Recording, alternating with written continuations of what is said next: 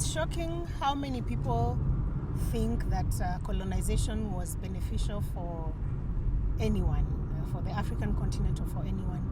And when these thoughts are coming from someone who is in the opposition party, someone who would have potentially been a minister here in Kenya if the opposition had won, I think it's very concerning. And I'm going to read to you what she has written. It's Pauline Njoroge.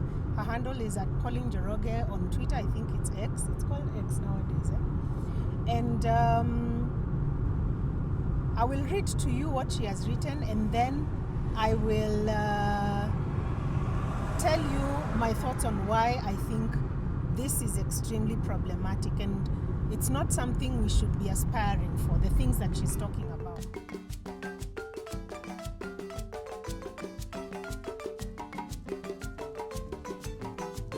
So she starts, if Kenya was still colonized, which would be a very unfortunate thing from very many perspectives, that she puts in brackets. And which for me, I think it's a bit hypocritical to say that based on what she's going to say next. So let me start again. If Kenya was still colonized, in brackets, which would be very unfortunate thing from many perspectives, Nairobi would, and other cities and towns would be very planned, very well organized, very clean. Money collected by the city and town councils would also be put into proper use and provide all necessary amenities and maintenance works. Our roads would be very well maintained, pavements would be wide and well taken care of, even at our village shopping centers. Makeshift buildings which make a place look so untidy would also not be mushrooming everywhere without a plan. This order, cleanliness and organization would reflect in our schools, buildings and compounds, as well as public hospitals. As for churches, we would have beautiful cathedrals and chapels. Those churches that are nowadays set up in a commercial building on top of bars, etc., or Mabati churches in residential areas where the entire neighborhood is forced to participate in their loud affairs, would be unheard of. I keep wondering, what's with us African communities when it comes to order, cleanliness, organization, and accountability? Are we generally socialized not to care for these things, or is it as a result of selfishness, self-centeredness, and primitive accumulation of wealth? Reading this is extremely heartbreaking, and especially to imagine that this is a very raw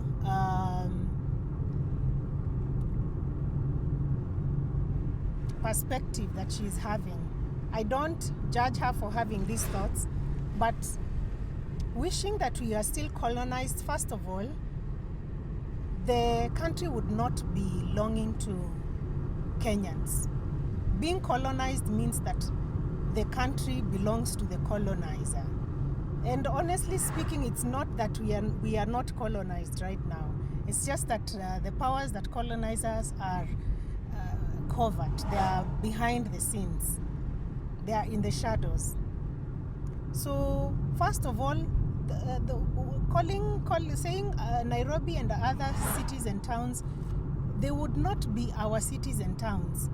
We would not be free to move from one point to another if we were still colonized.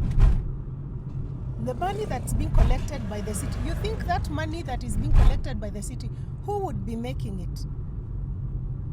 I tell you something, one thing that I think a lot of Kenyans don't understand, there's a cost of modernization.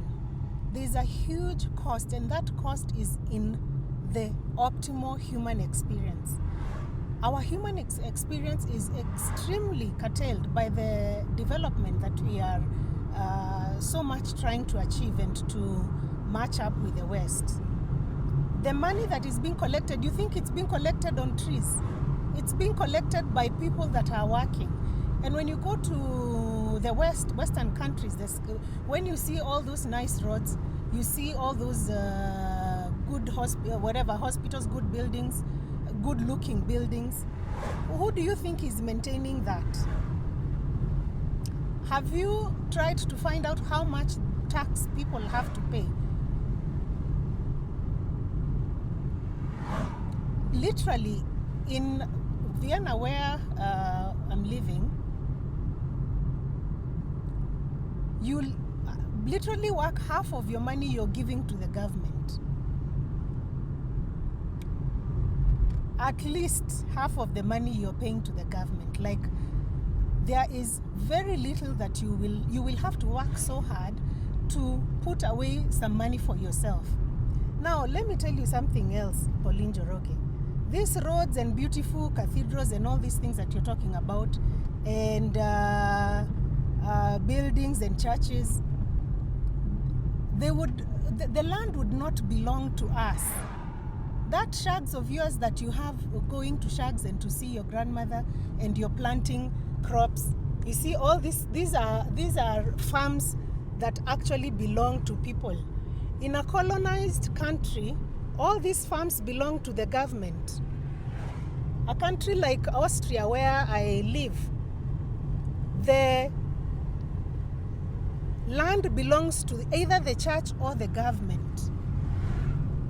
You're talking about us having nice, well-organized roads. You need to go to countries that are actually properly colonized, like countries in Europe. Very few people own land. And even if they own land, there are so many restrictions. They can't do whatever the heck they want. And you're here talking about colonization would be well organized. How do you think people are well organized? First of all, ask yourself. Because humans, we are so diverse. We don't operate similar because we are diverse humans. So only people that have been completely restricted and completely emptied of their humanity can do things in a very orderly manner. You have to be either completely a robot. You have been made a complete robot, or you have to be, there has to be a heavy hand of the authority on you to do things in that proper organized manner. For me, I come here in Kenya and I see people doing whatever the heck they want, and this is freedom.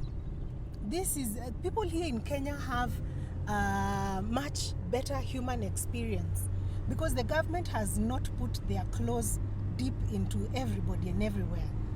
So many places are still wild.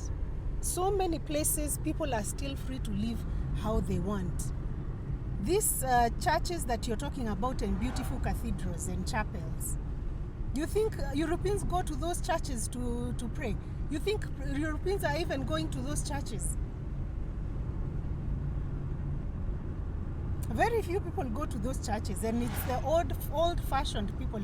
And it's not that Europeans don't love God. It's not that Europeans are not spiritual. That's a huge misunderstanding and misconception by everyone, including Europeans. If they are some of the most spiritual people that have encountered is Europeans, and that's why they reject religion. That's why they reject religion.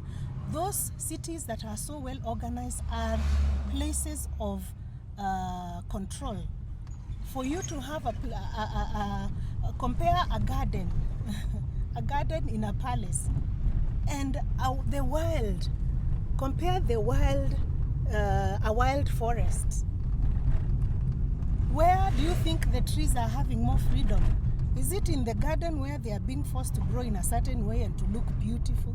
Or it's in the wild where they are able to spread their wings and be whatever the heck they want? This last part where she talks about I keep wondering what is with us African communities. African communities are free. We still are humans. We still are able to make individual free thought. That's why you will find a place is disorganized, because the people there are each person is making their own individual thought. They are called free thinkers. But again, you are in the government and you're in the business of controlling people and making them uniform. So for you, a colonized situation is probably a better situation. Africans, please think twice when you want to copy and be as orderly as they are in Europe.